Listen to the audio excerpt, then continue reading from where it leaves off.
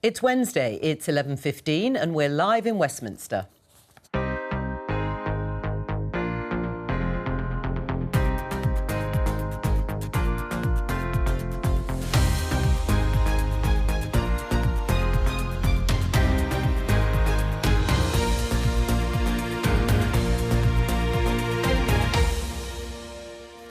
Joining me, Conservative peer Ed Vaizey, Labour peer Helena Kennedy, Politics Home political editor Kate Proctor, and Daily Mail deputy political editor John Stevens. Today, the ayes to the right, 369. The noes to the left, 126. Wow. Conservative rebels send a clear message to the government. Variants are going to be with us forever. We can't respond every single time, immediately going into emergency mode. As the booster campaign continues, will the COVID numbers overtake the politics? Let's not let it destroy lives by not taking the actions we need to take now and this Christmas. It's the last PMQs before Christmas. Can Keir Starmer capitalise on Boris Johnson's troubles? And is Jacob Rees-Mogg right about this? We should have the Brexit prayer and perhaps even the Brexit song, because it has been a triumph for this nation in reasserting its freedom.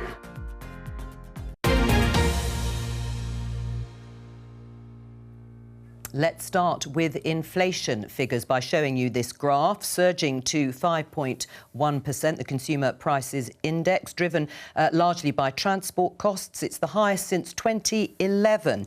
Ed, are people going to have to get used to things being much more expensive? Well, I think they will. I mean, the debate about is whether this is a blip, this is the economy reasserting itself, and it's happening all over the world, by the way, particularly obviously in the US. You know, is this a blip and we're going to get back to normal? My instinct, not being an expert economist, but my instinct is probably that actually inflation is here to stay, and it's a much more embedded economic problem that we're going to have to live with, and I'm quite nervous about it. And obviously, we're going to talk about the navigating COVID, but navigating inflation is going to be extremely difficult because people have big mortgages. We've been used to low interest rates for many, many years now. I think interest rates will have to go up, but obviously the government has to be careful about how quickly it raises interest rates, because that will put a lot of families in a lot of difficulty. Do you think and agree people will have to get used to things being more expensive? I think it's going to be a serious issue, and it's going to be a serious issue for political parties about how they deal with it, especially when the Conservative Party is talking about levelling up and making the sort of the nation's wealth more available to those who've been disadvantaged. And I think that there's a serious issue here, and it will always end up being around the business of tax and how do you spread the things that society must make available. How do you spread that fairly? And I think it's going to be a real challenge to government and to anyone wanting to be in government. Right. Do you agree with Helena in terms of it being the big political battle for the government and opposition? Yeah, and I think for Rishi Sunak, you look at if we have to have interest rates going up to tackle inflation, and obviously there's going to be more pressure for that now, there's going to be impacts on Britain's finances. If you put interest rates up, it costs more to borrow. We're now, as a country, more up to the hilt in debt than we've ever been. I think Rishi Sunak likes to bring out a fact that if interest rates went up 1%, it would cost the country £20 billion a year in trying to service that. And on top of that, you've got the problem of the public sector and how much you're paying doctors and nurses. Last week, the Treasury wrote to the public sector review bodies and said, just because we've taken the freeze off public sector pay doesn't mean we can have an unrestrained free-for-all. If we do that, we won't be able to afford to recruit the doctors and the teachers and the police officers that the government's promised to do so. Kate, is this going to be the big political issue for 2022? Yeah, I think it is. And at the moment, we're in this period where this, sharp economic shock is sort of being masked by the fact we have to concentrate so much on COVID at the moment. But, even over the weekend, people I was speaking to are starting to grumble about the price of petrol.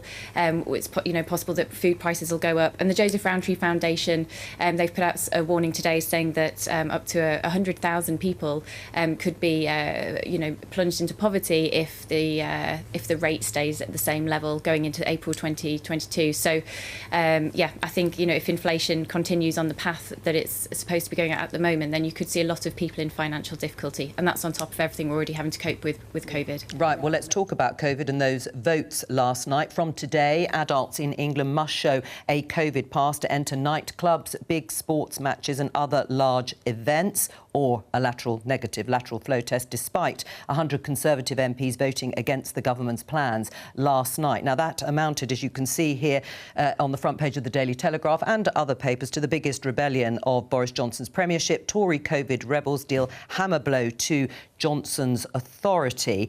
John, how much damage has been done to the Prime Minister's authority?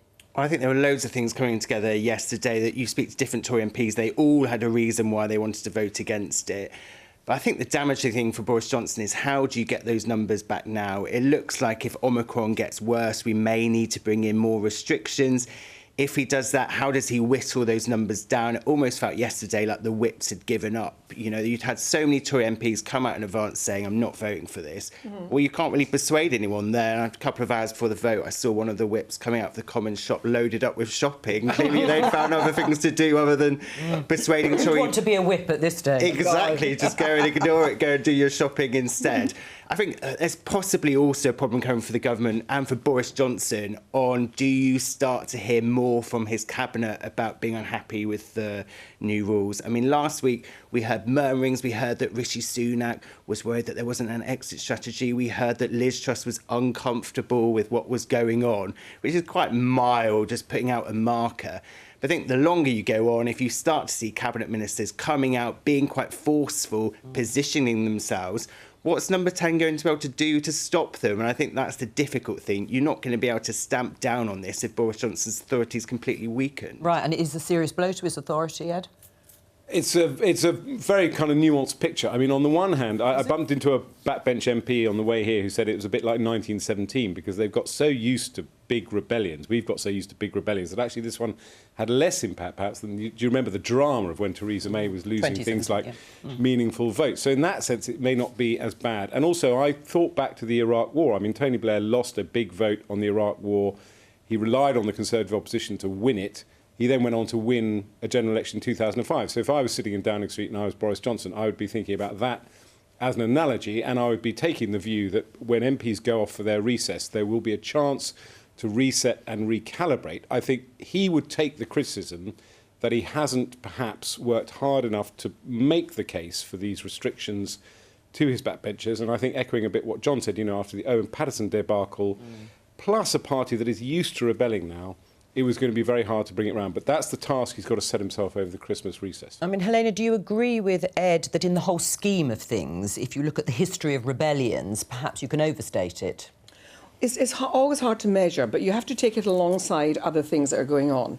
And so you're absolutely right about the business of the Iraq War and how it was the Conservatives who helped Tony Blair over the line there. I was an opposer. But one of the things about this is that Boris is in trouble on so many other fronts too.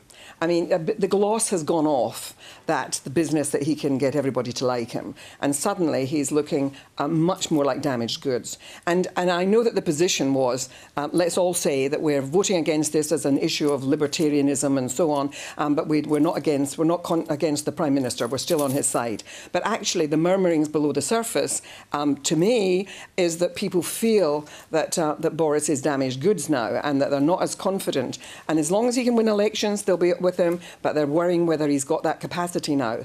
And so he's going to have to come up with some... You know, the thing that Boris gives off is the rules are for the little people, and that his coterie have absorbed that. And that is an ugly view to send out to the world. And so he's losing the gloss that he once had.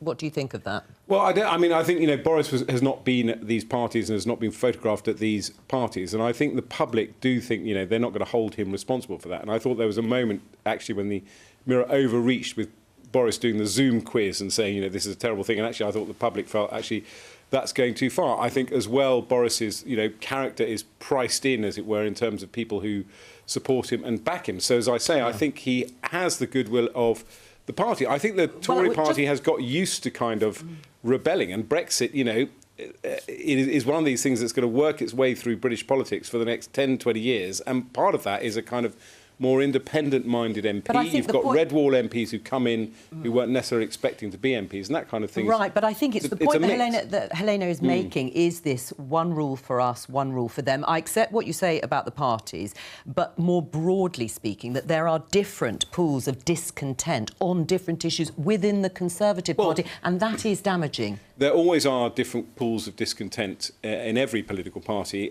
particularly over time. Remember, we have, in effect, been in power for 11 or 12 years, albeit in very different iterations. So there will always be people. But the point I'm making is I don't think it's unsalvageable. I don't think Boris is permanently damaged. I think he can bring it back. Let's put that to Kate. Is it salvageable? Savable? No, I don't think so. You just have to, speak to your own friends and family and overhear conversations going on in strange places. I mean, on the train on Saturday, people were talking about the parties. I mean, that people do bake in a certain amount of kind of chaotic behaviour, I guess, around Boris Johnson. But this rule breaking when we all had to stay at home, I mean, I don't need to go through it. No, and we're going to come on to the parties in a minute. Yeah, but I mean, that does really offend people. And I think the fact that the vote was fragile. Some of these red wall seats are so fragile, majorities of just 200 or so. And if that was to go to another election again, if he can't pull things round, then, he will be losing seats. And I think it probably isn't salvageable, to be honest. I think this last few months has been so bad for him that he's lost a lot of support in the country. But I mean, through quite a lot of that supposedly unsalvageable period, the Tories were still well ahead in the polls. There's no doubt that Partygate, as it were, had an impact on the opinion polls, and it was, pictures speak 1,000 words. It was the video of Allegra Stratton, very unfortunate for her, which kind of made the cut through on that. But I still think, as it were, what we're dealing with in terms of the rebellion is, the backbenchers not accepting the COVID rules. So that is the challenge for Boris, to win them round on those. Well, you've mentioned that. Let's have a listen and get a flavour from some of them. The concept of learn to live with COVID is as dead as anything I know.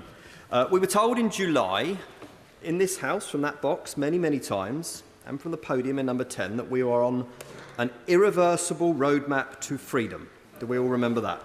The question I have for ministers is, what is the exit strategy? What is the approach that they're going to take that means that we don't face on and off seasonal restrictions forever? Freedom is not an abstract ideology. Freedom is what enables my constituents to see their family, to comfort the dying, to go to school, to go to work. That is what freedom looks like. And after 20 months of in-out restrictions, we have to accept there has been a permanent change to the understanding of what liberty is in this country. That's why I can't support these measures. All right, well, that was just a taste of what was said last night during that debate. Ed, if you were still in the Commons, how would you have voted on COVID passes? Well, you'll be pleased to know, as an undemocratically non-elected peer, I get to vote at 1 o'clock on these regulations. And I have some sympathy with what the rebels are saying, and the fundamental point is that we are not learning to live with COVID, and it's a kind of stop-start, and it has a big impact on businesses. However, I am open-minded. I've listened to the arguments of the government, and I'm persuaded that I should support these regulations because they are not as draconian as people are making them out to be. How will you vote? Oh, I'm definitely in favour of doing it. And the reason why is, and I'm a civil libertarian, I believe that we have to protect our civil liberties. But rights and liberties have to be sometimes curtailed when we're doing it in the interest of everybody else. Sometimes your own personal view about liberty has to be restricted in order to help other people, but there has to be a time limit on it. And that's what people, of course, are worried about. Is this going to be forever? And there has to be a hope that at some point that you get away from this. But I've just been in Finland, and I printed out my thing with my vaccinations on it, and wherever I went, going into a restaurant, going into anywhere, I just had to show them a bit of paper, and they looked at the date on it and said fine, and you could sit down. It was no big deal, and it can be done quickly. And so I feel that they're making an issue out of this, which is, in an unnecessary way. Well, listening to the contributions there from both Ed and Helena, scepticism here from Ed. Do you think any of those rebels, those Conservative rebels, listening to more warnings today from Dr. Jenny Harries, for example, about Omicron, will they be reflecting on their decision not to support the government over COVID passes and think again? Well, I think that a lot of MPs just wanted to put down a marker to Boris Johnson. They felt he wasn't listening to them. They just felt like they wanted to have one issue they rebelled on. You spoke to Tory MPs around about the House yesterday, and you tried to have a conversation with them about COVID passports, and they would drag you to on all sorts of different issues. It wasn't necessarily about that.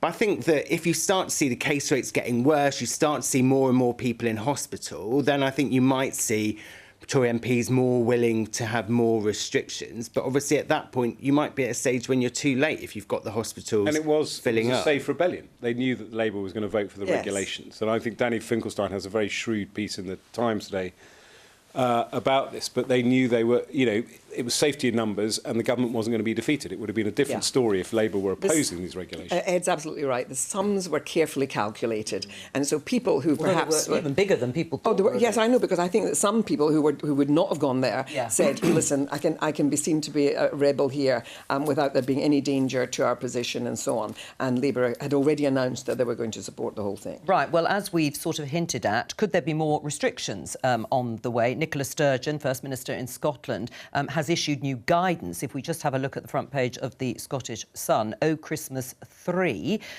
this is guidance on limiting numbers of households gathering over Christmas. Do you think that's on the way here, Kate? I do. I think probably the UK, probably England and Wales will probably follow what Scotland's doing. I definitely don't think you could reduce it to something as low as 2 households meeting. I think it would have to be 3 for people to feel that they can have a proper Christmas. But I imagine there will be some advice along those lines beforehand. I mean, last year we were told to keep Christmas small. Before then we were given very clear instructions about household mixing. But I think this time it's going to be guidance. And I think we can just see from, the booster campaign and how willing the public are to get involved and trying to protect themselves. I think many people will take these restrictions, take the restrictions seriously, but take any advice that they're given on top of that in terms of having a smaller Christmas and not mixing so many households. I think lots of people will take it seriously. I don't think it's going to be, I don't think there's going to be loads and loads of parties this year. I'd be really surprised. I think the public are really worried about the Omicron variant. Well, lots of MPs I've spoken to say people's behaviour tends to come ahead of restrictions in many cases. And also the fact that it's guidance, it's likely to be guidance if they do bring in any more sort of rules, is because otherwise they'll have to recall Parliament, I presume. Yeah, and I think actually what you saw Nicola Sturgeon doing there yesterday with this advice on how people should have their Christmas rather than bring in strict rules, I think that might be a model you see more from the government down here in the months to come. If it looks like you've got tricky votes where you won't be able to get things through Parliament, you can just get Boris Johnson to stand up and say, we'd advise you to do that. You look back at the last couple of weeks, people adapt their behaviour without necessarily even being having to be told to do it, let alone rules coming. Look at all the Christmas parties being cancelled. Yeah, I was just going to say, and agree with John, that there really has been, suddenly in the last week, I'm sure we've all experienced it, things that we were going to have been cancelled, and people are sort of retreating from some of the celebrations that they might have been having. But at least they want to feel that on Christmas Day they can have, their in-laws or whoever it is. They're saving themselves. They're saving themselves, yeah. Yeah, it's true. And I think that, again, that was something that undermined the Rebels' case, which is the Rebels' case, understandably was, the impact on our economy. We've got to think about that. But actually, it is, I think the public are normally a couple of steps ahead, actually, of what government is advising. Well, on the economy that you mentioned, let's just show everyone this tweet from a Conservative MP who rebelled against the COVID passes. New measures are going to hit the economy hard, with panic setting in. People are cancelling bookings, as you've all been saying. So it's vital government recognises the consequences of these restrictions. Much as I hate the idea of yet more state borrowing, the right thing to do is support businesses hit. Is it the right thing to do? It's a really, really tough call. You don't know how long this is going to go on for. We still don't know how serious the Omicron variant is going to be. I suspect, not having any inside knowledge, that Rishi Sunak will resist as long as he possibly can. I think if it's quite clear that there's going to be a sustained period when we have effectively a new version of lockdown, then the government's going to have to look very seriously at it. But I think there will be very strong resistance as long as possible from the Treasury. How long will he hold out, do you think, Rishi Sunak? Well, I totally agree with Ed that I think he will resist as long as he can. You look at last winter, he announced some watered-down version of furlough. It was this big winter economic plan, and it was ditched before it even come into force. He didn't even end up doing it. I think a lot of it depends on those Tory backbenchers. And do they say we're not going to accept new restrictions unless you bring in economic support? What is the political situation? I think that would be I think there would be a real problem if there were economic support for some sectors and not for the poorest people in our society who are really, I mean, there are reports out from a number of think tanks about the impact on the less well-off in our society, and the impact is really dire. And so, you know, if you're going to be talking about economic support and help, then I think that it has to, you know, cut across more than business. And there are a lot of poor people who are really suffering and can't afford to have a Christmas that's worth talking about, really. Yeah. Let's just show you this tweet from the BBC's political editor, Laura Kuenssberg. Government source expects Cobra meeting this afternoon with the devolved administrations, Scottish, Welsh and Northern Irish governments. We'll bring you more on that when we have it. We're going to talk about Brexit because the 19th of December, Ed sounds delighted, is the 2-year anniversary of the first reading of the EU withdrawal agreement bill in the Commons. It might have passed you by. Labour MP Fleur Anderson raised this question to Leader of the House and arch Brexiteer Jacob Rees-Mogg last week. Let's have a listen. We're only days away from the 2-year anniversary of the EU withdrawal bill. In that time, there were huge promises made, £350 million a week back to the NHS. But was it all worth it, Mr Deputy Speaker? Could there be a report from the government which would give the impact, region by region, of Brexit and what that's meant for us all? For good or ill, the country needs to know. We can start prayers every morning, I think, and this I may propose as a formal resolution of the House, with a celebration of Brexit. We should have the Brexit prayer and perhaps even the Brexit song, because it has been a triumph for this nation in reasserting its freedom. The NHS already had the 350 million on the side of the bus. That was delivered by my right honourable friend, the member for Maidenhead, in 2018, with an extra £34 billion uplift to the NHS by 2023-24. Just think of the vaccines that we have and the success of the vaccine rollout programme. And I believe I mentioned earlier in the happy fish that we have, Mr Deputy Speaker. Something of a flourish there from the Leader of the House, an indication of quite how entrenched opinion still is for many people. Both Fleur Anderson and Jacob Rees-Mogg shared their video on their Twitter feeds as a point well made. Are you with Jacob Rees-Mogg? Should you be celebrating it more, Ed? Well, I hate to reveal the workings of the British establishment, but I was at university with Jacob Rees-Mogg. I've known him a very long time. He's sort of an acquired taste. It's not mine. I do like. That's one way of putting it. Yeah. I do like Jacob, but as does Jess Phillips, the formidable Labour MP, likes Jacob. But what are you trying to say? Rees-Mogg. I'm trying to say I wish he would. I think Brexit is a very, very serious issue, and I think you know the debate is over about whether we're members of the European Union, but I think the debate is very, very live about how we deal with Brexit and how we make it work. And I think my own Jacob would not listen to what I have to say, but it would be nice to see him taking these kind of critiques seriously and leaning into it rather than talking about happy fish, because I think a lot of people's businesses have been affected by Brexit. And I think once we're out of the COVID nightmare, touch wood, you know, this will be a very live issue about how we support businesses. Right. I mean, was it wise, I suppose, on the other hand, of Fleur Anderson, a Labour MP, wanting to reopen what some people see as a can of worms? Well, it's not a can of worms for me, because I think that in many ways the government's been lucky because it's got the alibi of COVID to cover some of the desperate things that have happened as a result of Brexit. And I do think it has been hugely damaging to this country. And I don't have a soft spot for Jacob Rees-Mogg, because when I discovered that he himself had moved his business to Dublin so that he could benefit from being in the European Union, when he was visiting something quite different on the rest of the population, that for me was a scandal. And it's a classic scandal of that very privileged, spoiled brat crowd of people who are leading the Conservative Party just now. And I have many friends in the Conservative Party, including Ed Vaizey, I'm very fond of, but I do not count Jacob Rees-Mogg as somebody that we should have affection for, given his hypocrisy about how he's dealt with his own finances. Ed? Well, I wouldn't obviously describe the leadership of the Conservative Party as a bunch of spoiled brats. It includes another very close friend of ours at university with Michael Gove.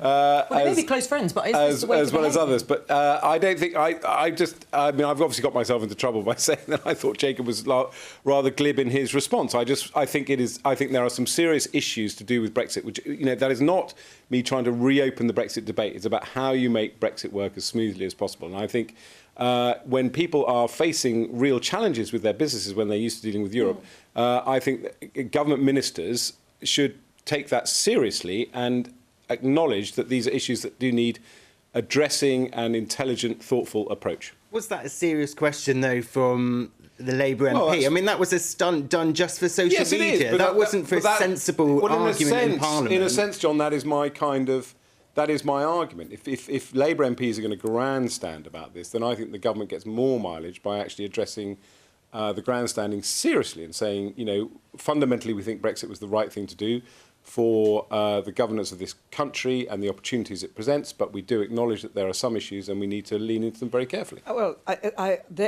think Ed is right. I think that you know, we're down this road and we can't. There's no U-turning on this, and so we're in Brexit. But we have to acknowledge the problems that Brexit presents to us as we go forward. Because if we don't admit that there have been serious issues that have arisen, and that our farmers and our fishermen and all manner of people and ordinary folk are being affected by this, and everything's getting, you know, we know we're talking about inflation, but the pound in your pocket is worth less, and a lot of it is to do with the fact that we got ourselves out of there, and we're now having to do deals with all kinds of people that are not helpful. But that intervention was nothing to do with making Brexit work. That's someone who represents Putney, a Remainy seat, trying to make a point to signal to her constituents. And most Labour MPs realise that having a debate about Brexit is not a vote winner. You can see that from Keir Starmer, runs away from Brexit every time because he realises that debate has been and gone. It does nothing for the Labour Party, apart from if you're in a seat like Putney. Right, OK, is John right, really? It's not a great issue for Labour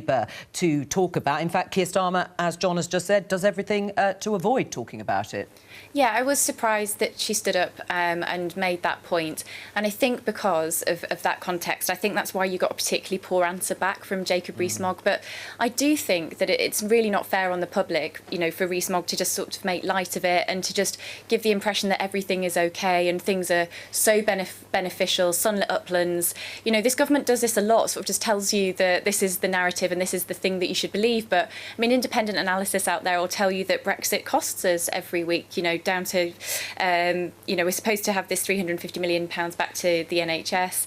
But, you know, if some analysis out there will tell you that we're losing up to, you know, £800 million a week because of the cost of Brexit. And let's talk to the British fishermen. I don't think they would think that they've had a particularly good time from the Brexit deal. They were promised, you know, businesses were promised less red tape, and then they're suffering and they're having to fill out probably more forms than they ever have in their life. So, look, I do think it was a stunt by Labour. I think it was really poorly timed. No one's got the bandwidth to talk about this right now. But I do think Jacob Rees-Mogg could have given her the courtesy and maybe engaged with the issues rather than just pretending that we're in some kind of, you know, dreamy state and everyone's so economically better off because of Brexit. John? Also, I think that, you mean, Jacob Rees-Mogg addressed this on the £350 million on the side of a bus issue, but I don't think anyone can seriously argue that we're not spending more on the NHS than ever before. You look at the money that Theresa May promised after the referendum, which did represent a similar figure. Since then, we've had COVID, we were spending even more on the NHS. So I think a lot of those arguments are old arguments being reheated that don't even make sense anymore. John, it's not true. It really isn't true. What's not true? I have family working in the National Health Service. My daughter and her husband, they're doctors. They are really seeing the toll that has been taken on the NHS. And the NHS has incrementally received a bit more money, but it's nothing like what it needs in order to survive and to be a proper National Health Service. And there is an agenda going on, which is about privatisation, but we're not going to talk about that just now. No, we're talking about another kind of... Final word, John, then we'll move on. I mean, we're talking about a specific point on that specific promise, and that has been delivered. We can talk about whether the health service needs more money, that's fine, and we can talk about privatisation, but on that specific issue, that is one thing that actually the government has got on with and done. Right, although I think people will never agree over that caption on the side of the bus.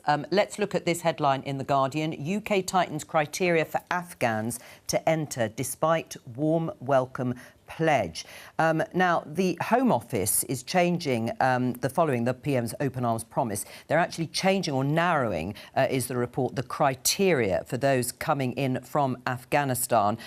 You will know that there was a scheme promised on top of the one that already exists called the Afghan Citizens Resettlement Scheme. Now, that still is yet to open, is not under operation. Helena, tell us about the campaign that you have been involved in, particularly trying to evacuate and help many women lawyers and their families out of Afghanistan. I've been involved in getting women judges and prosecutors out of Afghanistan, and we've chartered 3 flights, and I was doing this with the International Bar Association's Institute of Human Rights, which I direct, and we've got those women out and we've got them into Athens, but the great problem then is resettling in different parts of the world, and I've got 103 women judges and prosecutors out. These are people who were really stopping, for example, the Taliban were still harvesting heroin and living off the profits of trafficking in drugs, and it ends up on our streets and creating social problems here. These women were jailing these guys, and then of course the jails were opened and the guys are out.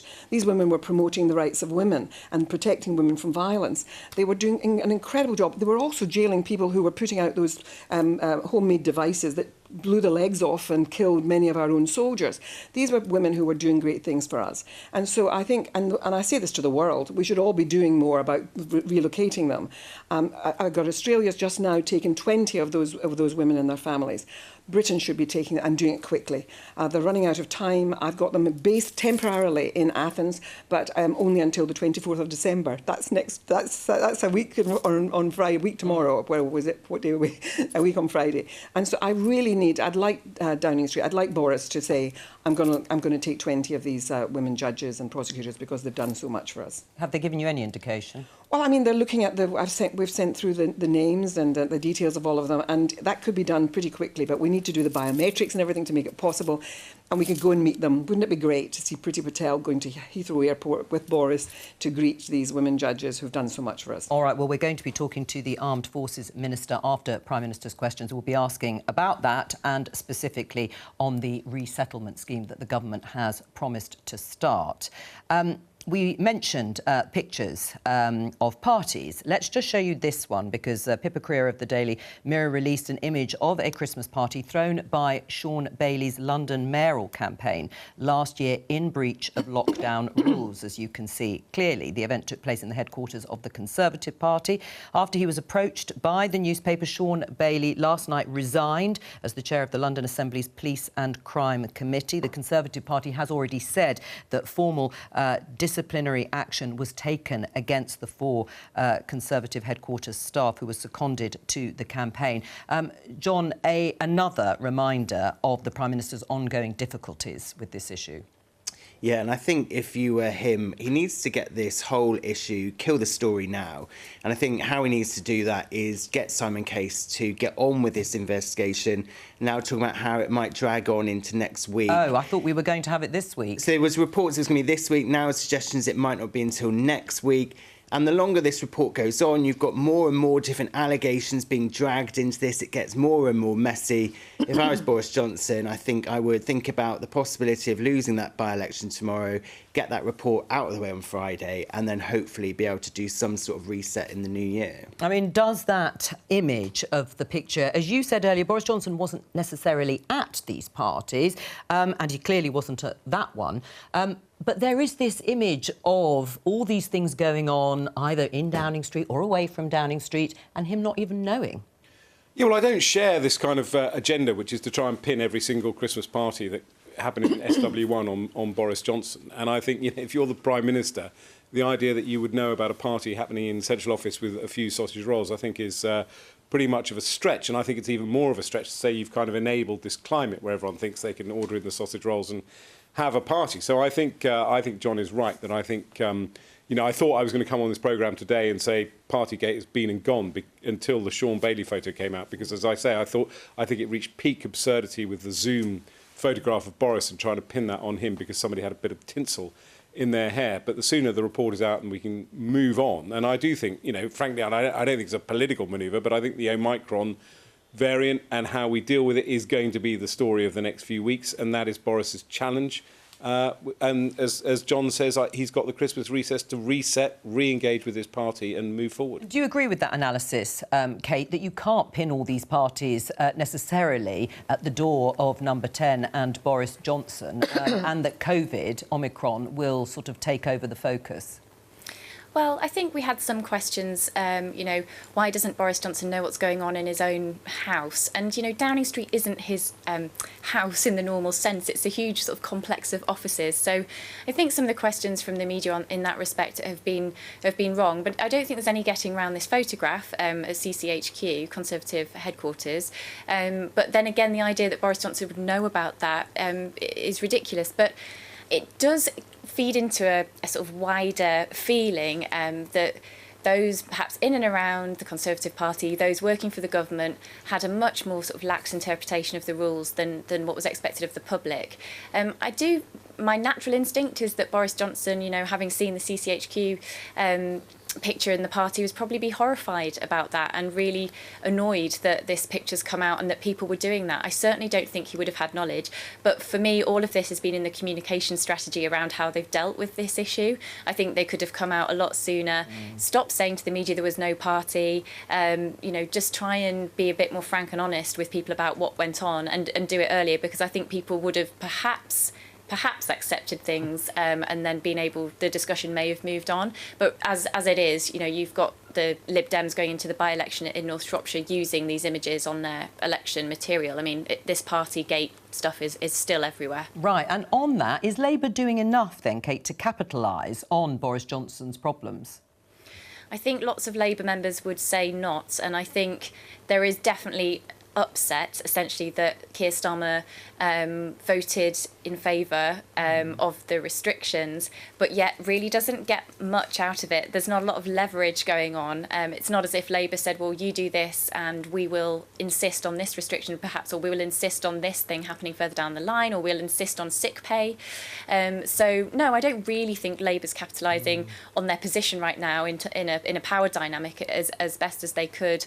On parties specifically, Labour are very clear that they say they've done absolutely nothing wrong. They didn't have any parties last year, that no rules were broken. So they're being very pious about this at the moment. And I'm sure, if anything was to come out, then they would obviously have to apologise because they've been so firm on it. But at the moment, I don't think Keir Starmer is entirely capitalising on the position he finds himself in as well as he could. Do you agree with that, Helena? No, I think Keir's coming through now as being somebody who's principled, who's someone who's got integrity, and he's really pointing up the fact that we're talking about double standards here, and that's the real issue for me. I agree that some of this party stuff, you can't. It's not about Boris. It's about a culture, and I don't agree with Ed when he says it's nothing to do with the culture. I think it is about a way of being, which is that these rules are for the little people, that the rest of us have to apply with it, but not for them. And that has spread around the Conservative Party, that sense in which we're of a different order. And that is not good. It's saying to the general public, there's rules for us and there's rules for you. But why then isn't Keir Starmer capitalising on it more? Why aren't we seeing then more of a cut-through? I'm just going to show this graph, this poll, Ipsos Mori, who would make the most capable Prime Minister. You can see in December, Keir Starmer is substantially ahead of Boris Johnson, having been sort of tied in September. But as Kate said, people might think that the Labour leader would be doing even better, or perhaps making more cut-through in terms of opposing the Prime Minister, and he's not really getting the benefit of that. Well, I mean, listen, we've come from a very low place, and your figures there show it, and we've had to really recoup, and also that recouping was taking place during COVID. And I remember watching the telly and seeing people saying they didn't know who Keir Starmer was, because the opportunities for actually being out there and being on the television and making arguments was not there. So I think that now he is cutting through, and that is based on the fact that he is somebody who is honest, has probity, and he's speaking about matters of principle. And he is interested in the national interest. And that's the kind of man he is. And I think that people are getting a sense of that now. Right. I mean, that figure is obviously good for Keir Starmer. And Helena talks about a man of probity and a man who is doing the right thing, as he would put it, for the country and supporting the government over the regulations. Can it be converted into real seats at an election to win? I think the problem at the moment is you're seeing the Tory vote's gone a bit soft. You look into the detail of the polling and you see that a lot of Tory voters are now moving to undecided. They're not necessarily moving to that Labour column. But you speak to people close to Keir, and one of the things that really boosts them is they think that people see Keir as a possible Prime Minister, which is a problem which Corbyn obviously had. People didn't actually really imagine him in number 10, or if they did, they had complete nightmares about it. And the same with Ed Miliband. A lot of people never really imagined him as Prime Minister. So he's got that going for him, but he obviously needs to now capitalise on that and get those Tory undecideds into the Labour column on the voting sheet. Right. Is the problem actually that a lot of the opposition, or even most of the opposition, is coming from within the Conservative Party itself, and maybe the Labour Party is absorbing, to some extent, standing there in the way that Keir Starmer is? Maybe that is the strategy, and is picking up the support as a result of that?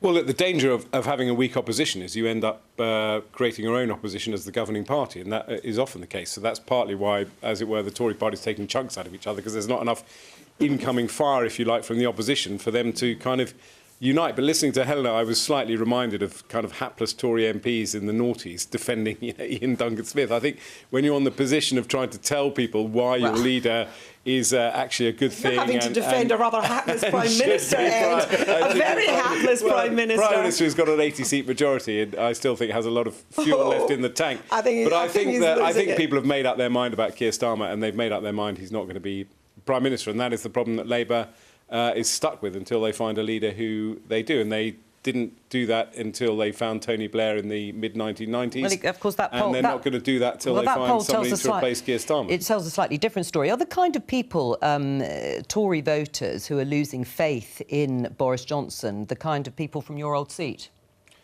Well, my seat was majority Remain, and there will definitely be people who are disillusioned because of Brexit.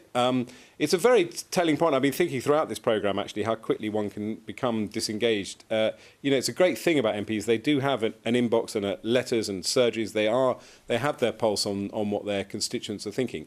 I think my ex-constituents are the sort of people who might, when things are bad, stay at home, but who will return to the fold when it comes to choosing a government. Right. Kate?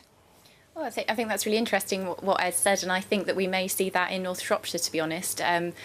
Rather than perhaps a Lib Dem victory, we might see the Conservatives scraping through, but with a very, very low turnout. I think probably Ed's analysis of how things will go in many seats is probably accurate, rather than seeing this full conversion over to Labour and Keir Starmer. I just have to say quickly on Keir Starmer, he gave his address to the nation this week with a Union Jack next to him, and I can only imagine he's trying to mirror Conservative ministers and the Prime Minister when they obviously have the Union Jack next to them. He was trying to look like a Prime Minister. It was so obvious. So you can see what they're trying to do. But I think I probably agree with Ed that it's more likely people would stay home right now rather than leap to Labour. Well, you mentioned, Kate, politicians having the Union Jack behind them or to the side of them in many photos or photo shoots. Let's just show you this of the Foreign Secretary, Liz Truss. I was just thinking about that. This is her Christmas card. John, what does it say to you, that Christmas card? Very prime ministerial. Well, Helena. Well, Tim Shipman, actually, the chief political commentator of the Sunday Times, made a joke on Twitter about how he thought that Liz Truss wanted to be Prime Minister, but this picture rather suggests she wants to be Queen. Well, you went for Prime Minister first. Yes, I went for Prime Minister. But you've got to, on this business, I don't agree with Kate about the business about the flag. The problem is it's a bit like red poppies. It became a thing where if you weren't wearing a red poppy, people assumed it was because you were making a stand about not wearing a red poppy. And I think that by not having a flag, then it would be assuming you're not going to have a flag, whereas everybody else does. And so I think that you're over a barrel when it comes to these things that become symbols. And it's become a symbol that you're there with your nation's flag. I'm going to go and have a Union Jack suit made, so nobody can argue. But I do. You're not coming on the show. We all love Liz Truss because what she does it with if I can say this, a twinkle in her eye. You know, the tank photo, she's in on the joke just as much as we are, but it is also clearly serving her purpose because she's gone from international trade to foreign secretary. She's very much on the up, and she keeps topping this poll on the Conservative Home website as the most popular cabinet minister. Have you had the Christmas card? I have. That's a very good point, actually. I'm going to withhold my support till the Christmas card lands. All right. Well, you may have a while to wait. Let's go inside the chamber, because Prime Minister's Questions is going to start in a few moments' time. Now, you may be surprised or not to see that it looks pretty full inside the chamber, and this is despite the fact that 8 MPs have tested positive for COVID in the last 24 hours. Is PMQs going to be a super spreader event, John? Well, I think actually now you're starting to see Tory MPs actually wearing masks in the chamber. You looked yesterday, almost everyone had them in there. Yeah. But, I mean, COVID is clearly ripping through a lot of parts of the country, but it's particularly ripping through Westminster. I mean, yesterday, the list of people I knew, journalists in the press gallery, who had got COVID was almost as big as the number of MPs who were threatening to vote against the government. So I think there is a particular problem. And you looked at the 1922 committee yesterday, loads of Tory MPs gathered in a room together, but actually for once they will all seem to be wearing masks. Right. I mean, Kate, do you think this will lead to renewed calls or even more calls to put some of the business of the House on virtual? Yes, I think so, because there are some MPs, you know, people that are immunocompromised, for example, who will want to try and vote virtually. So I think we're going to see a big push for that. But I would just say, you know, we're asking our supermarket workers to keep going. We're asking the hospital staff to keep going. And, you know, we're journalists. Obviously, we're not saving anyone's life here, but we do need to keep going. We need to be able to ask questions in person. Well, we're going to keep going. Same for MPs. We're going into PMQs. You, all members of staff, a Merry Christmas, and indeed to all members, and a Happy New Year. And members from across the House will also want to join me in sending our warmest wishes to all our armed forces and all members of the emergency services, health and care workers, and especially those who will be working over Christmas, and not least those in our national mission to get boosted now. Mr. Speaker, this morning I had meetings with ministerial colleagues and others. In addition to my duties in this House, I shall have further such meetings later today. Nick Smith. Mr. Speaker, can I congratulate the Prime Minister and his wife on the birth of his baby daughter? Last week was Crime Week. Was it a success for you, Prime Minister?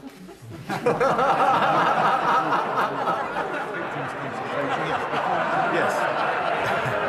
I'm very grateful to, and I thank him for his kind words. And yes, it was, Mr. Speaker, because last week we showed that we are not only the party that is putting in the resources to fight crime, with 10,000 more police already recruited, but we are the party that is finally getting tough on the drugs gangs that blight the lives of children and communities up and down this country, and we won't tolerate middle-class drugs use any more than any other kind of drugs use, Mr. Speaker. Wishing the Prime Minister and his family a happy Christmas. Mr. Speaker, last Christmas I joined the charity Seva Day in wrapping Christmas presents at Durga Bhawan Temple. I delivered a small number of the thousands of gifts the Hindu community had donated for children and adults across Samwell.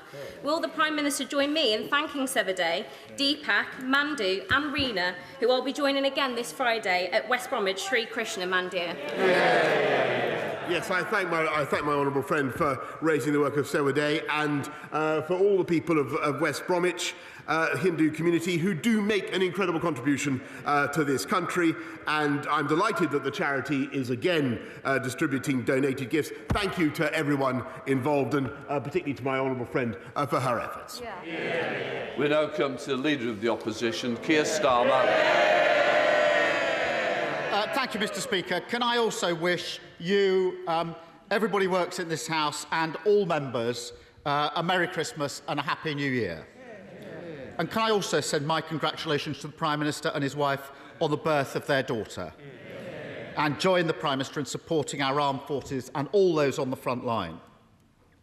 Mr. Speaker, there were 200,000 Omicron infections on Monday. That's doubling every 2 or 3 days, and the NHS could be overwhelmed. So I want to start by encouraging everyone listening to this session to get their jabs and boosters. It's the best way to protect themselves, the NHS and their loved ones.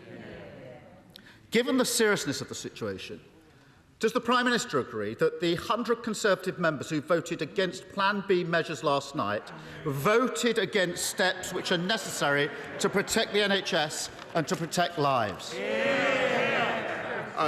Thank you, Mr. Speaker. The government is taking a balanced and a proportionate approach to dealing with the pandemic, and the House voted through Plan B, I think, with Conservative votes, Mr. Speaker, and we will continue with the massive booster rollout, to which he is a late convert. Since Friday, when I decided that we had to accelerate the booster programme in view of the data about Omicron, we've cut the timetable in half.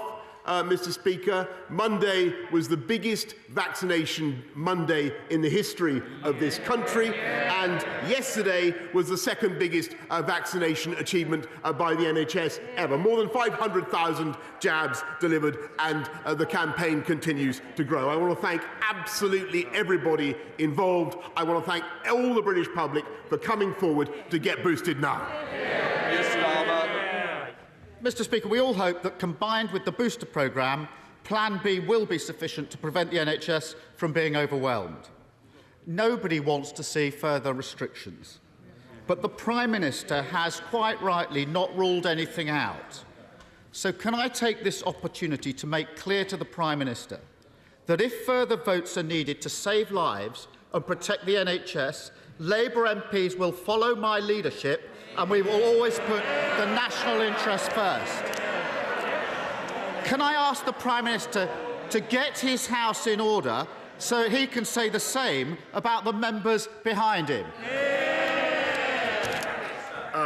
Yes, Mr. Speaker, if further measures are needed, as the House will understand, if further regulation is needed, of course this House will have a further say. As for following his leadership, Mr. Speaker, they wibbled-wobbled over Plan B, they wibble-wobbled over quarantine, and if we listened to him, Mr. Speaker, we wouldn't even have the vaccine rollout, because we would have remained in the European Medicines Agency. True, and we wouldn't have opened up on July the 19th, Mr. Speaker. We would have remained in lockdown. That's the reality, Mr. Speaker. Mr. Speaker, let me put that straight back in its box. The Labour Party showed the leadership yesterday that the Prime Minister lacked.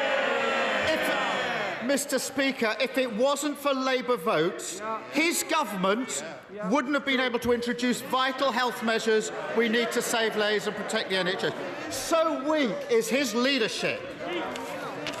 His own MPs were wrong to vote against basic public health measures. But I can understand why they're angry with him. After all, the Health Secretary said this summer that relaxations of restrictions were irreversible. They weren't. Only last week, the government... Order. I've been tempted by both of you a little bit too much.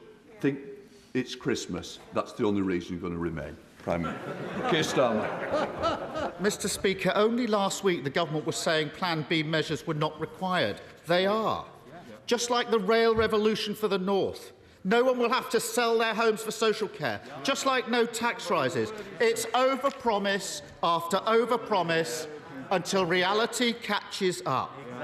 Does the Prime Minister understand why his own MPs no longer trust him? Mr. Speaker, there he goes again. He comes to this House pompously claiming that he wants to rise above party politics and support the efforts of the nation in delivering the vaccine rollout, and then he talks endlessly about party politics and plays political games. I think what the people of this country can see is as a result of what this government has done, with the decisions we've taken, the tough decisions that we've taken to deliver which he ducked, Mr. Speaker, to deliver the fastest vaccine rollout in Europe and now the fastest booster rollout.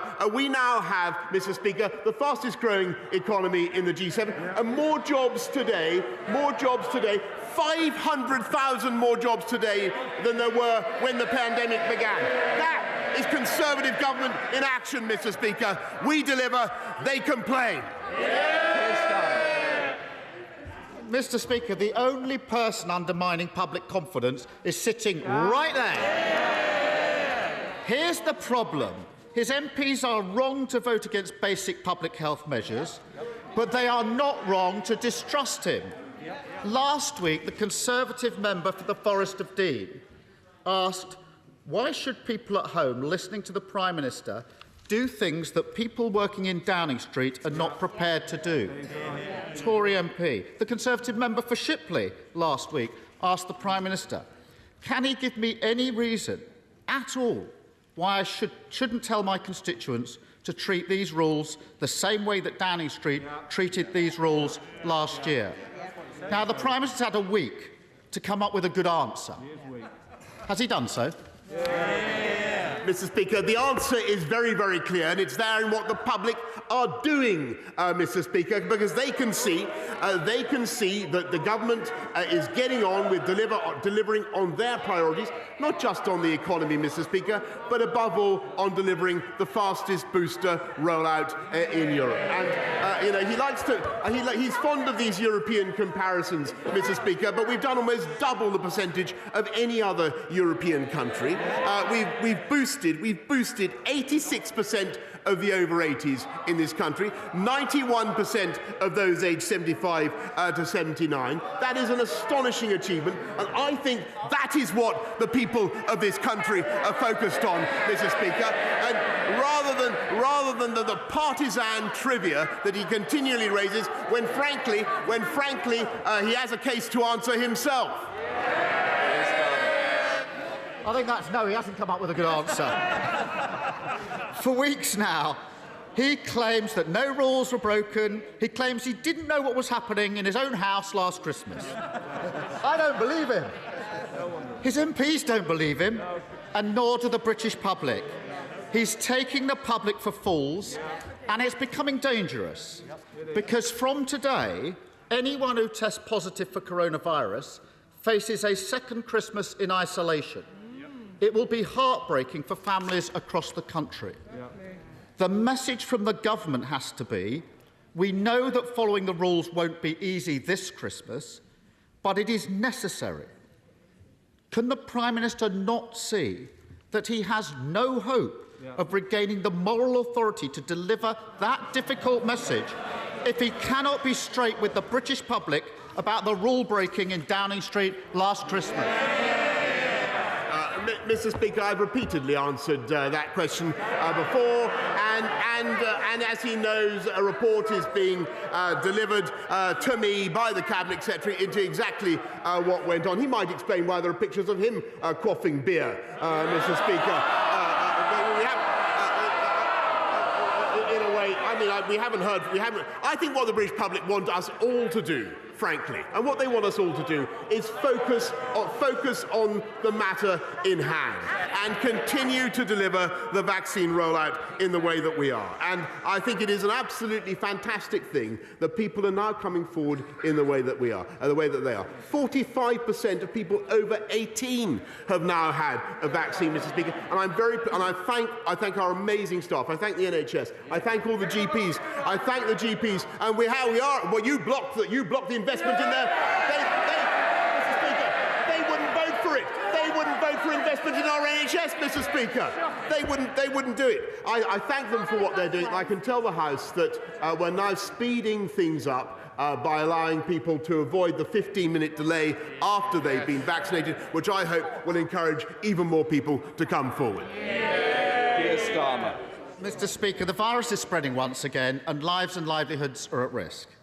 The British public are looking for a Prime Minister with the trust and the authority to lead Britain through the crisis.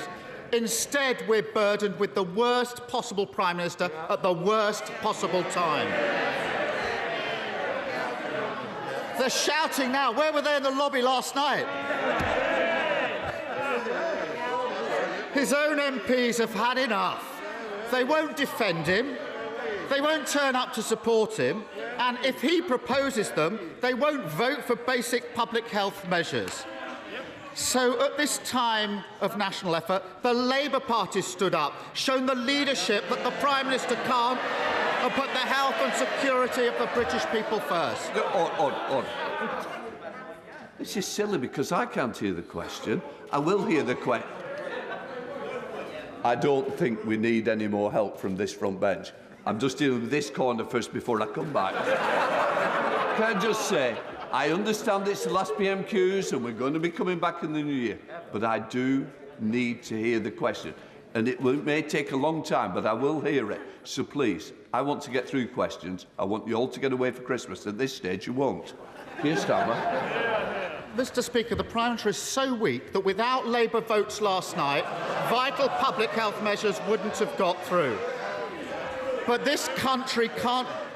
Says it's not true. Oh, God. I haven't got... It's not true. He's so socially distant from the truth. He thinks that that's not true. I don't know where to start. We better press on. We can't go on with a Prime Minister who's too weak to lead. So will the Prime Minister take time this Christmas to look in the mirror and ask himself whether he has the trust and authority to lead this country? Mr. Speaker, thank you very much, Mr. Speaker. We won that vote last night with Conservative votes, as I told the House. I respect the feelings and I respect the anxieties that colleagues have about... Of course I do. I respect and understand the anxieties, the legitimate anxieties that colleagues have about restrictions on their liberty, but I believe, and on the liberty of people, but I believe that the approach that we're taking is balanced and proportionate and right for this country. And let me tell you, Mr. Speaker, let me tell the House about some of the... He talks about leadership, some of the decisions, the tough decisions that I've had to take. I had to decide to stay out of the European ventilator scheme, so we had our own ventilator challenge, which he then ridiculously attacked. I decided to go ahead of the rest of Europe with the vaccine rollout, Mr. Speaker, which would have been impossible if we'd listened to him. I decided to go ahead with opening up our society and our economy on July the 19th, which he opposed, Mr. Speaker, which he opposed. And frankly, if we'd listened to him, never forget, we would not now have the fastest economic growth of the G7. It's because we took those courageous steps, Mr. Speaker, that we now have 500,000 more people in work now than there were when the pandemic began. And yesterday I saw 1.2 million job vacancies, Mr. Speaker. That is what Conservative governments do. They create employment. They create business opportunities. And above all, Mr. Speaker, we vaccinate, they vacillate. They jabber, we jab. They play party politics, Mr. Speaker, and we get on with the job.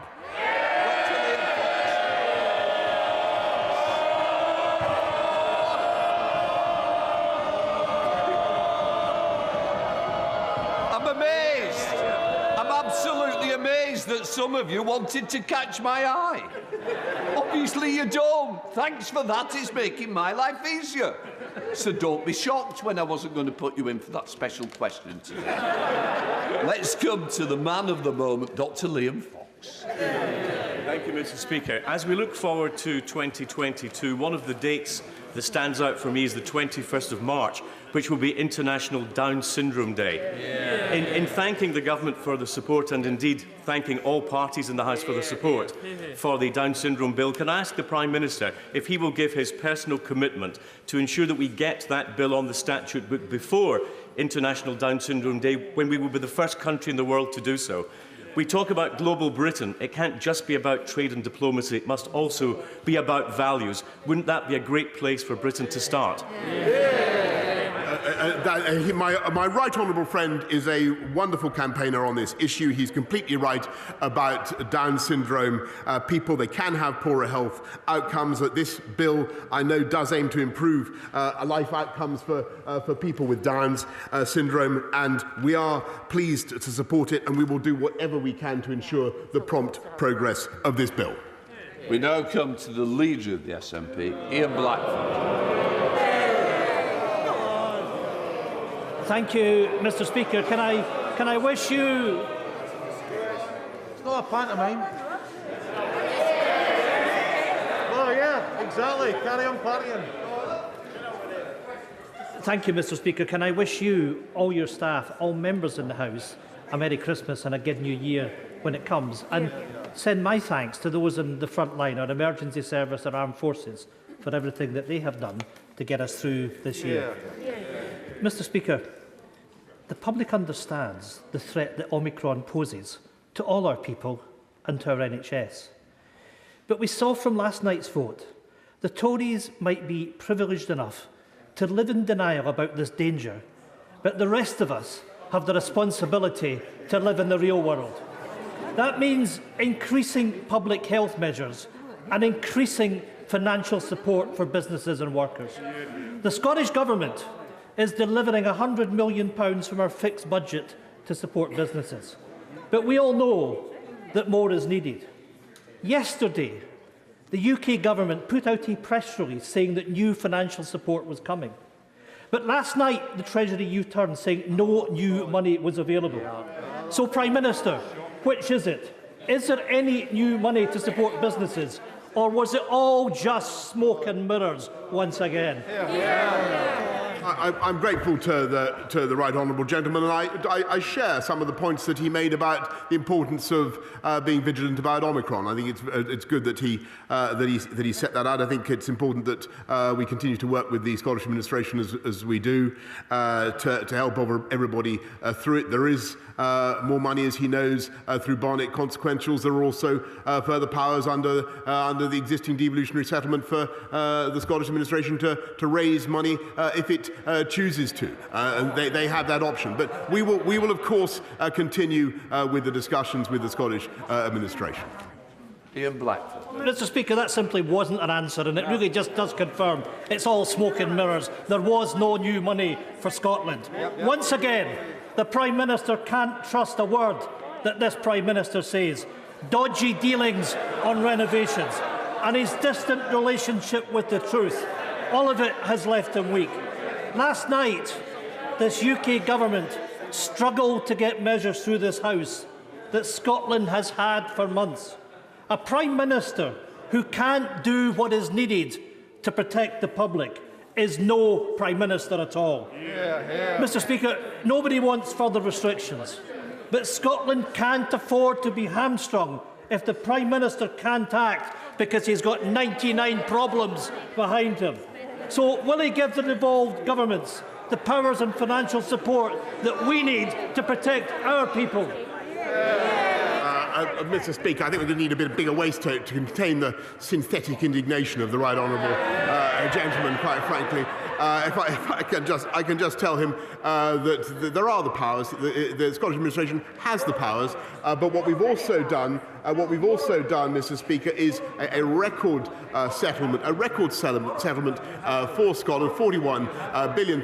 But I, in all friendship with the right honourable gentleman, who I'm actually quite cordial with behind the scenes, Mr. Speaker, we will work with the Scottish Government to make sure that we get through this thing together. Sir Robert Neal. Thank you, Mr. Speaker. Stroke is the leading cause of adult disability in the United Kingdom. It's the fourth largest killer. We've made much progress, but regrettably, in the last couple of years, key treatments like thrombectomy, thrombolysis and timely interventions in hospital have actually stalled and gone backwards. In particular, most stroke survivors do not receive less than half the recommended levels of rehabilitation, something which the Prime Minister knows my own family have experienced.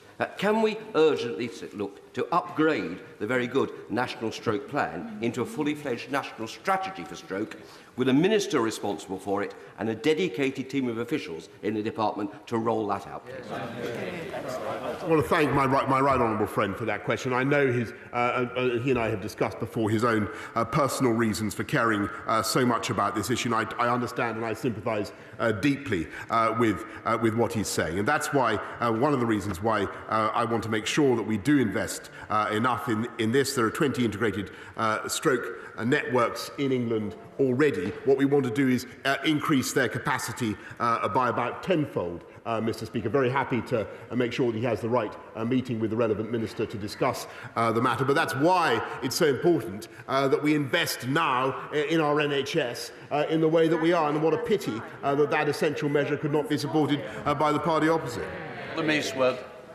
Speaker, the Prime Minister's actions over the last number of months have absolutely eroded public confidence at the worst possible time in a public health crisis, excusing rule-breaking by his own MPs, ignoring rule-breaking in his own House.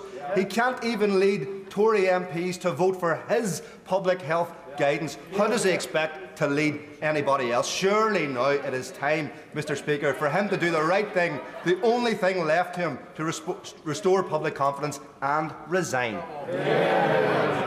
No, Mr. Speaker, I'm going to get on with protecting the public of this country and making sure that we get through this pandemic together as one United Kingdom, Mr. Speaker, and making sure that we protect trade between Great Britain and Northern Ireland in the way that I know he would want it protected.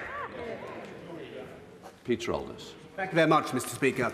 In East Anglia, there are, on the one hand, tremendous opportunities in such sectors as low-carbon energy and sustainable fishing, and yet, on the other hand, significant challenges with deep pockets of deprivation, particularly in coastal communities. I acknowledge the investment that has been made, but there is a concern locally that the government is yet to comprehend the scale of the opportunity that our region has to be a global exemplar in new and revitalised industries, and in doing so, bring transformative and long-term benefits to local people. Will my right honourable friend meet with other East Anglian MPs and myself so that together we can put in place a strategy to realise the full potential of the East of England? Yes, Mr. Speaker, but I also want to say that I understand completely the massive opportunity that exists in and the potential that exists in those coastal communities, and that is why we're investing £120 million already in 5 new town deals, including for Lowestoft, Mr. Speaker, and I'm sure that my right honourable friend, the Secretary of State for Levelling Up, will want to be taking his points on board as we bring forward the Levelling Up white paper in the new year. Stephen Flynn. Thank you, Mr. Speaker. Does the Prime Minister believe that it is the damage being caused by Brexit, his litany of broken promises, his condoning of Conservative Party corruption, or just simply his complicity in lockdown, busting, Christmas parties and quizzes, which has caused the public to so dramatically, so rapidly lose faith in his leadership? Mr. Speaker, what I observe is that actually it was our freedom from the rules of the European Union that enabled us to deliver the fastest vaccine rollout in Europe, that has enabled us to have the fastest economic growth in the G7, and that is of massive benefit to each and every one of his constituents. And I think he should acknowledge that point. Laura Farrell. Thank you, Mr. Speaker. One of the significant achievements of this government is the work it's done with local authorities to tackle rough sleeping. 5 years ago, 36 people were sleeping rough in the Newbury area. This Christmas, West Berkshire Council have reduced that to 0. But they can only sustain that success with the help of additional support services to tackle the complex causes of homelessness. What action will the government take through its new 10-year drug strategy to intercept the link between addiction and life on the streets? Yes.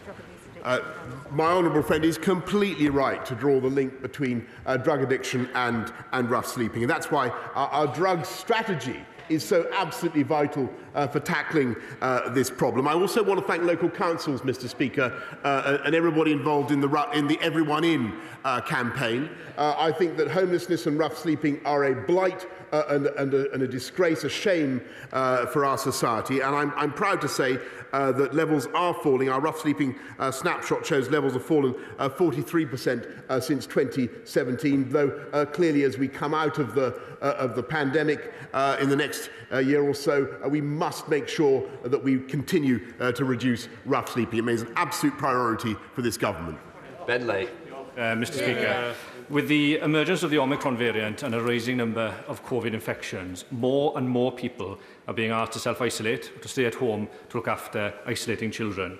I've been contacted by people in Ceredigion who have been excluded from isolation support payments as they are not in receipt of benefits or above the weekly earnings threshold. Will the Prime Minister act urgently to increase statutory sick pay, which currently stands at a mere £96.35 a week, so that people in this position do not have to choose between following public health regulations or putting food on the table? I thank him very much, and I understand the difficulties some families will find themselves in. We want to look after everybody throughout the pandemic, and that's why we've done things like lift the living wage in the way we have, increased the funds available for childcare, but also made sure that councils have an extra hardship fund of £500 million to help families of the kind that he's describing through this winter. Kieran Mellon. Thank you very much, Mr. Speaker. Following confirmation of the Crewe to Manchester leg of HS2, the Alston factory in Crewe winning a HS2 rolling stock contract, and Crewe's long history at the heart of our railway industry, does the Prime Minister agree with me that Crewe is a strong contender for the headquarters of Great British Railways, and can he tell me when the process to choose the location of the new HQ will start? Well, Mr. Speaker, I think my brief says here I can be very careful in what I say. I've no doubt that Crewe is a strong contender, but further details of the competition will be announced in the coming weeks, Mr. Speaker. And I know that expressions of interest from places such as Crewe will be very welcome. You've got a couple in there. Maria Regal. Thank you, Mr. Speaker. After inquest verdicts on the 97 people who died in the Hillsborough disaster of unlawful killing, the Right Honourable Gentleman stood for election to this House on a manifesto that included legislating to introduce a public advocate. Why then is his government repeatedly blocking my public advocate bill, which has cross-party support and would prevent families bereaved by public disasters from ever again having to endure what the Hillsborough families have had to cope with over the last 32 years? Is it an oversight or yet another broken promise? I thank the Right Honourable Lady, and no, we do recognise the importance of putting the bereaved and the bereaved of Hillsborough at the heart of an investigation, and we think that in certain circumstances funding may be available for a representation for the bereaved at a public inquiry or interest. We are considering, to her point, we are considering what steps should be taken. I will ensure that she has a meeting with the relevant minister in the relevant department, in the Home Office, as soon as possible. Sir Bernard Jenkins. Mr. Speaker, as we see Russian forces massing on the Ukrainian border, can we be reminded that Russia is also continuing cyber attacks, attempted assassinations, using gas as a political weapon, holding illegally territory in the Crimea, in Georgia, intimidating the West and interfering in Western elections? How much does the government understand that President Putin is conducting a hybrid war against the West, and how is the government responding to it? Excellent question. I thank my right honourable friend, and I'm afraid he is absolutely right in what he says, and he's also right to stress the particular urgency of the situation he's right in what he says about hybrid warfare and all the other interventions, but there is a particular crisis that we face on the border with Ukraine, where Russian troops have been massing for some time, as the House knows, and I told President Putin on Monday what I think everybody in the G7 and more widely is agreed, that if Russia were so rash, so mad as to engage in an invasion of sovereign territory of Ukraine, then there would be an extremely tough package of economic sanctions mounted by our allies, mounted by the UK and our friends around the world. There would also, of course, be support for Ukraine. There would inevitably be the build-up of NATO forces in the periphery regions, and as I told President Putin, I believe any such action would be catastrophic, not just for Russia and for Ukraine, but for the world, Mr. Speaker. Thank you, Mr. Speaker. The Prime Minister made an address to the nation on Sunday on COVID booster jabs, and he said every eligible adult will have the chance to get the booster before the new year, roughly 2 weeks away. However, the Health Secretary and our national health leaders have said otherwise. We know that those who deliver our health service were not adequately consulted. The infrastructure to deliver was not prepared. Isn't this going to be yet another broken promise, Prime Minister? Mr. Speaker, yes, this is a massive national effort.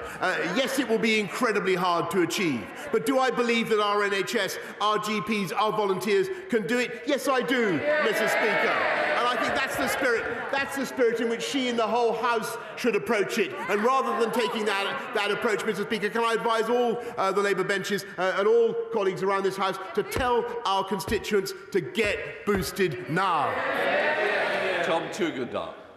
Speaker, I very much welcome my right honourable friend's answer to a question just a moment ago and his emphasis on global Britain and partnership in standing up to autocracies. Will he therefore share the concern that I have about the reports I've just got from the Foreign Office that there is a staff cut of 10% across the board? How is this compatible with global Britain? Mr. Speaker, we are investing massively in overseas aid. We're investing massively, £10 billion a year in overseas aid. This country is spending, I think, we are the biggest spender in Europe. Overseas, 54 billion. If you look at what we're doing on aid, on the Foreign Office, on defence, we are the biggest spender on overseas activities of any country in Europe. And I know he's an expert on foreign affairs, Mr. Speaker, but I can tell him that the recent information that has trickled into his ears is, I'm assured by my right honourable friend, the Foreign Secretary, fake news. Ruth Cambry. Thank you, Mr. Speaker. Transport for London faces serious financial difficulties solely due to the pandemic causing the collapse in fares income. The emergency COVID funding to TfL expires the day after tomorrow. Prior to the pandemic, the Mayor of London spent 4 years improving TfL's finances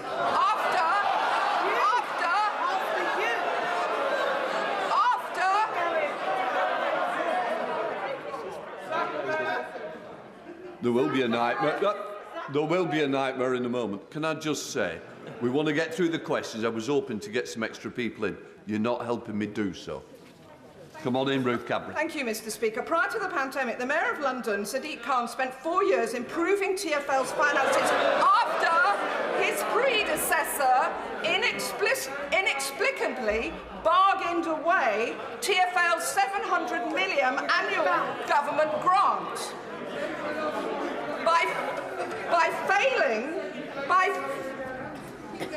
By failing to meet the Mayor on extending the emergency COVID grant, this government is putting the city's economy and environment at risk. Rail companies have had additional support.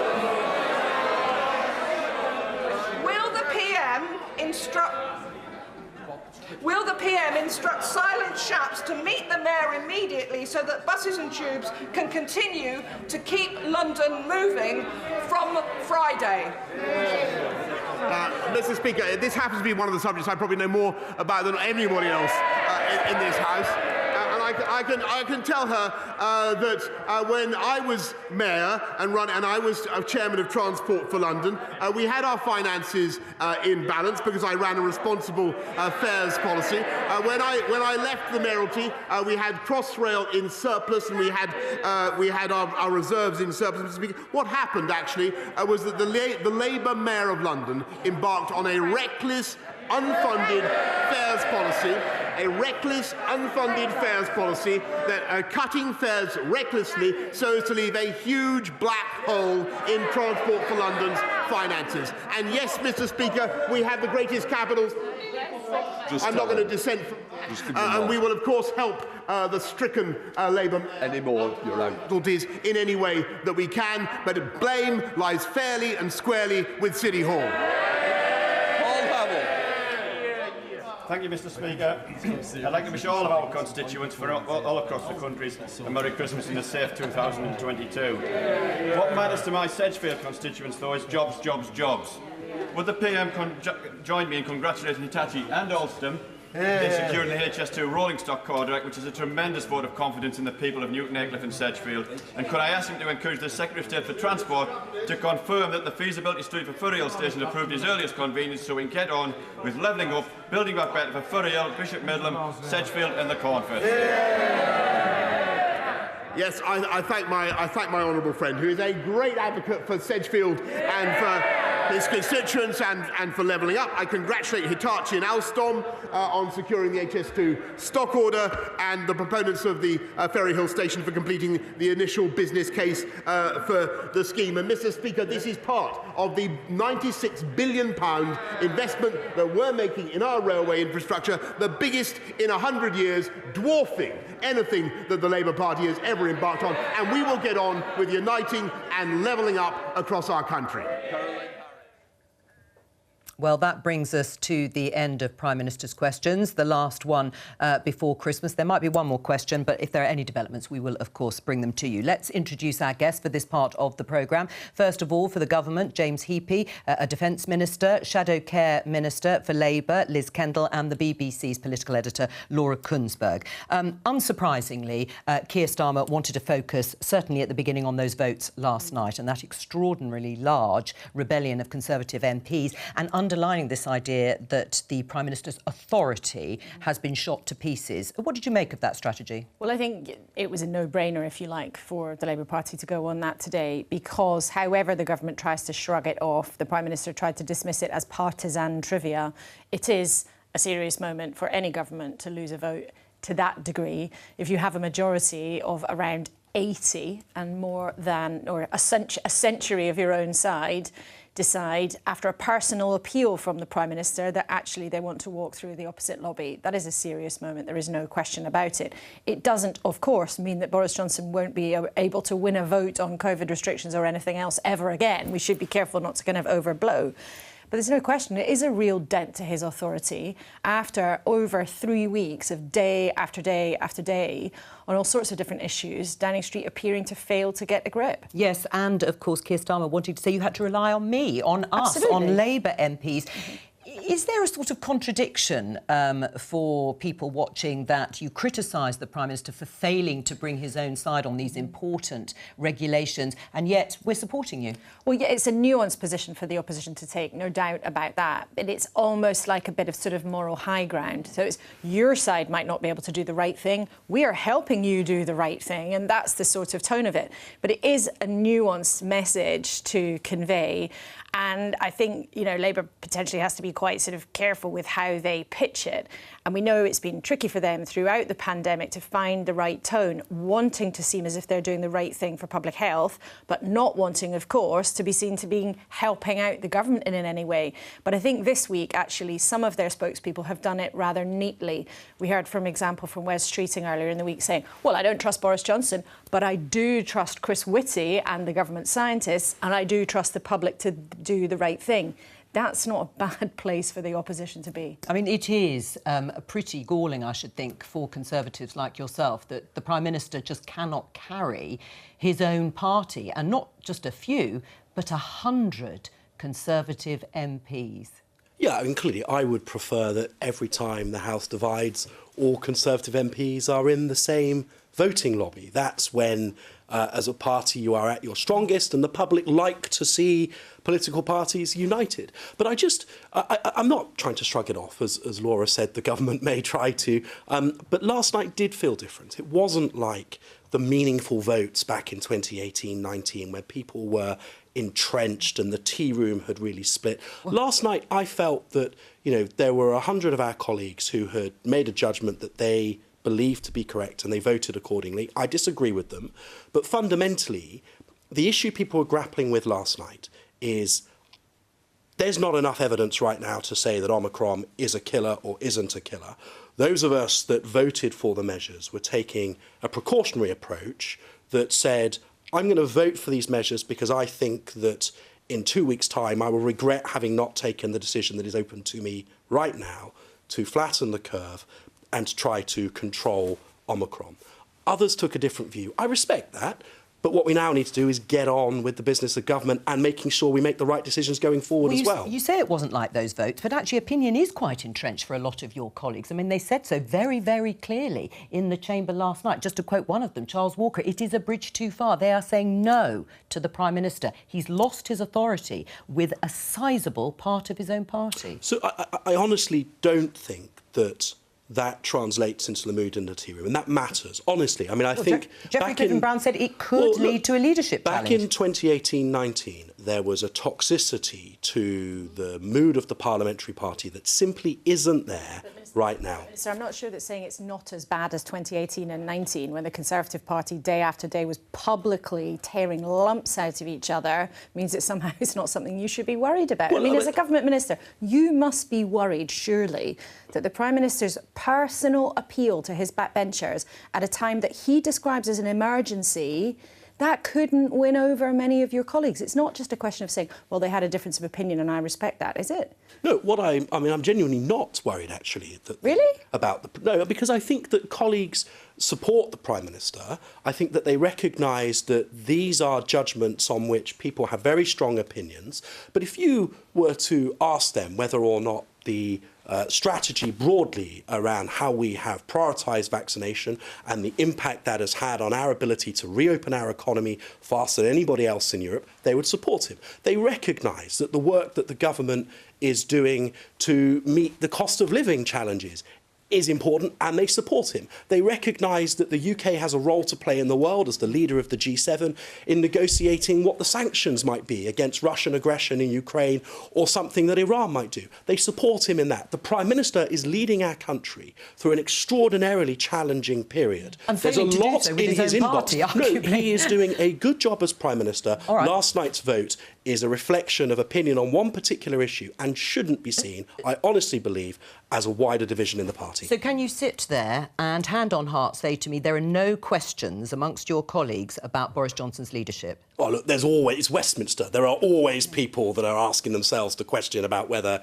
they could run and everything else. But I honestly believe that the party is full square behind the Prime Minister and confident in his ability to deliver the job.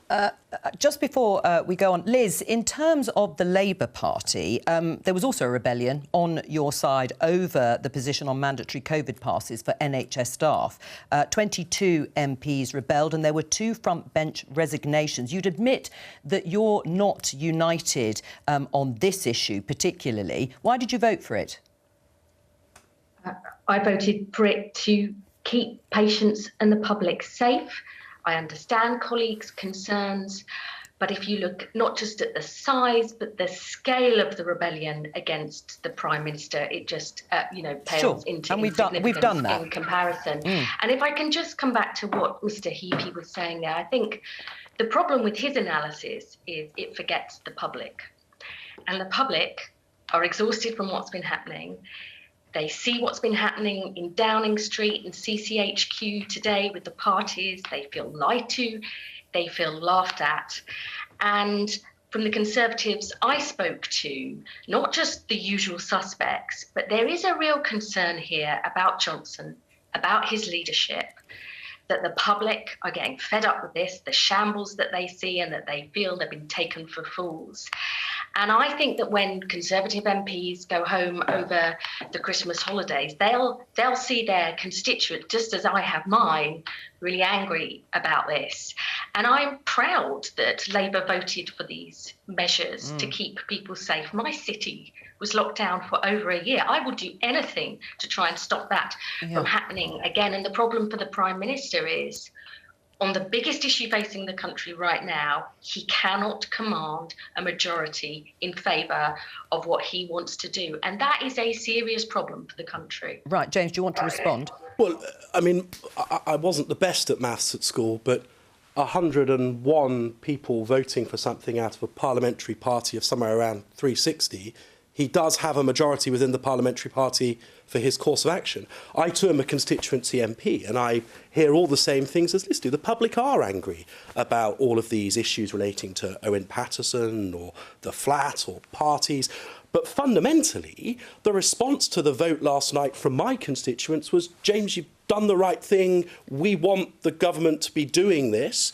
And actually, Boris has again and again and again made the right call when it comes to backing the vaccination effort, not being part of the European programme. We are in the place we are in right now because the Prime Minister has made the right decisions. Right, can I just go back, Liz, because you are the Shadow Social Care Minister. Your position on the mandatory vaccinations for frontline NHS staff, the GMB union's position is we are opposed to legally enforced medical procedures as a condition of employment. It's heavy-handed and will deepen the health service's devastating staff black hole. What do you say to them? I don't underestimate their concerns or staff concerns, but ultimately we have to do what we think is right for the people who use services, and that is to protect them from this virus and to protect the other members of NHS staff. You know, my own hospital, who I spoke to on Monday, under real pressure. Staff vacancies in the hospital due to COVID. We've got staff vacancies in social care due to all sorts of issues that the government hasn't resolved, meaning elderly people stuck in hospital when they should be being cared for at home, with all the knock-on effect that that has. And it is for the combination of reasons to protect the NHS, to protect staff themselves, that we've backed that. And, you know, politics is about choosing, and we stand firmly on the side of those who are using services. Why do you think some of your colleagues weren't persuaded? You know, I understand that they're worried about it, that they think persuasion is better. And I certainly think now that this vote has gone through, the government should be sitting down, working with hospitals, other care providers and with the trade unions to get this sorted. That's what we would be doing if we were in government. And I think the problem for the Conservative Party is these internal wranglings and the internal divisions. The real risk is that prevents the Prime Minister for doing the right thing for the country, because he's so bothered about support on his backbenches. And you can't have that. You have to have a Prime Minister who's facing the public, not his backbenchers, because he's concerned they don't have his support. That's not what we need, not at this crucial time. On that issue, and Keir Starmer, James, said, you know, you can rely on us if there are any further votes needed. Are further restrictions on the way? Well, I mean, first of all, demonstrably it's not the case that the Prime Minister is prioritising internal Conservative Party politics over doing the right thing as the Prime Minister of the United Kingdom, because he wouldn't have chosen to have the political fight that he's had if he were prioritising it as Liz suggests. Now, as for what else might be required, look, the point of the measures we put into place last night is to minimise the possibility that they might be. But nobody who wants to be a responsible minister or responsible Prime Minister would discount the possibility that in a very dynamic situation, further measures might be required, and that's why nobody has ruled them out. Are they inevitable? No, definitely not inevitable. I mean, it's interesting that Nicola Sturgeon, First Minister of Scotland, has introduced guidance in terms of limiting the sorts of socialising people might be doing over Christmas. Is that what we may have at Westminster, guidance rather than legal changes? I think, Jo, it's certainly not impossible, if not inevitable. You know, the Welsh Government has also said publicly that they might end up doing that kind of thing in the coming days. And look, as things stand, I don't get the sense that Downing Street is literally about to press the button on introducing some kind of guidance, but I think we can't discount it as a possibility. And clearly, given the upset inside the Conservative Party, it would be quicker, more straightforward, less politically troublesome if there were to be guidance rather than changes to the law that would place legal requirements on us once again. And also, don't underestimate actually how the public changes its behaviour, how members of the public, our viewers, are already changing their behaviour. And, you know, the sight of the Prime Minister and Professor Chris Whitty and Patrick Vallon standing on a platform again, that has a power of its own. We've seen already how the public have reacted to being urged to go and get their boosters. We know, sadly, from the hospitality industry that there are already cancellations, bits of the economy already being hit by the sort of increasing concern about Omicron. So I think inevitably in this postcode, there's a lot of interest around whether there would be more legislation, would Parliament be recalled, but that's not the only piece of this puzzle, and actually the public's much broader response is really, I think, more important at this particular stage. Right. I mean, we've heard, Liz, from one Conservative MP, a rebel, Mark Harper, saying that Keir Starmer's giving Boris Johnson a blank cheque by saying, if further votes are needed, Labour MPs will follow my leadership. The implication, obviously, that you would vote in favour of it. I mean, is it right to say before it's even happened? Sorry, let's just cut this off right now. We're not giving Boris Johnson a blank cheque on anything. We are doing what we've said we'll do, which is if the advice is that it's right for people's health and to protect the NHS, that restrictions have to be agreed, then we will support that. We're not calling for anything, but if further evidence comes out and further measures are proposed by the Chief Medical Officer, the Chief Scientific Officer that we think are right, we will support them. We are saying to the British public, we will do what it takes. We are not giving a blank cheque to the Prime Minister. That's just a ridiculous accusation. All right, we're going to look at the booster campaign itself and how it's actually going. But just quickly, Laura mentioned people are sort of voting with their feet in that sense, and parties are being cancelled. People perhaps aren't socialising as much. Does there need to be financial support for businesses? They are going to be hit extremely hard. Well, I think it's something that the government needs to look at, and indeed the government is looking at. There is a... because the government keeps all of these things under review. But are they looking at this specifically? Is Rishi Sunak actually being asked to sort of look at any sort of package? Certainly shouldn't set that hair running, but I think everybody in government knows this is a very dynamic situation. We don't know for sure what the situation will be in January, and that is why nobody sat in a seat like I am today will rule anything out, rule anything in. Right, let's have a look at the front page of the Cambridge News. Picture of Boris Johnson there. Where are our boosters, Boris? Was it right to sort of fuel demand for those boosters? Because we've all seen the queues of people, up to 7 hours, I think, people waited for their boosters, which is very positive from the government's point of view. But the infrastructure isn't there. No, it was right. There were some regions of the country at the weekend when we were discussing these matters that were where nearly 50% of appointments were untaken. But there were other parts of the country, and actually East Anglia is one of them, so too my own part of the country in the southwest, where appointments were oversubscribed. I think it was right to fuel demand. There is no question that getting the country boosted as quickly as possible is the single biggest intervention that we can make to reduce any likelihood of further measures being required in the new year. And everybody now, and people talk about the sort of military role in the booster programme. I mean, the army's been called in, haven't they? Yeah, but they have. But let's be clear. Compared to what NHS clinicians are being asked to do when they're being asked to stay behind at the end of their shift to be part of the vaccination programme, compared to the number of volunteers that are being enrolled, we're very proud to be playing a part within the Ministry of Defence, but the reality is that the vast majority of these vaccines will be delivered by the extraordinary people within our NHS. It's interesting, the booster programme, because clearly this is absolutely at the top of the list of the government now.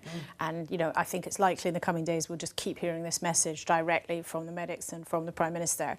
I think with something as big, and also the change in the demand on the NHS, this sudden scaling up is absolutely enormous. The booster programme was already up and running. They already had quite stretching targets that weren't necessarily on the way to be hit. This scaling up is absolutely enormous. I'm not sure anybody in Whitehall would say they're definitely going to hit the target of offering everybody in England a booster before Christmas. But the point was to suddenly really rev it up and hit that message home with the public. Right. Liz, is it working in your part of the world? Sorry, can I come in here? Because I think there is a big gap in the government's plans that has absolutely got to be addressed over Christmas, which is vaccinations for children aged 12 to 15. I mean, nationally, I think we're only at 44%. Since October half term, we've seen an 80% drop in the numbers coming forward each week. We have got to keep children in school so they're learning and so that parents can work. And we have called for a guarantee. There should be a vaccine guarantee over the Christmas holidays. We've not heard anything from the government about that, despite warning. I have to say, I have personally, because I've been very, very worried about the low rates of children being jabbed in Leicester. That is the big priority. That's what we want to hear from the government. What are you doing over the Christmas holidays to make sure children are jabbed so they can stay in school, so parents can work? That is a big missing bit of the jigsaw. Good question, James. So, I mean, Liz is right to raise it, but I dispute that it's a missing bit of the jigsaw. In the meeting that the Prime Minister convened of ministers on Saturday lunchtime, the number of jabs that we were talking about needing to be done was the remaining booster programme, but also the remaining jabs that are required within the first and second doses. So it is part of the plan to deliver vaccines across all cohorts in an accelerated way. Right, but has it been enough of a priority in the way that Liz has said? Yes, I mean, we've been delivering But the vaccines. evidence isn't there, is it, in terms of the numbers of 12 to 15-year-olds that have been delivering vaccines. Well, but we started doing them latest in the programme, of course. So, of course, that cohort would lag behind others.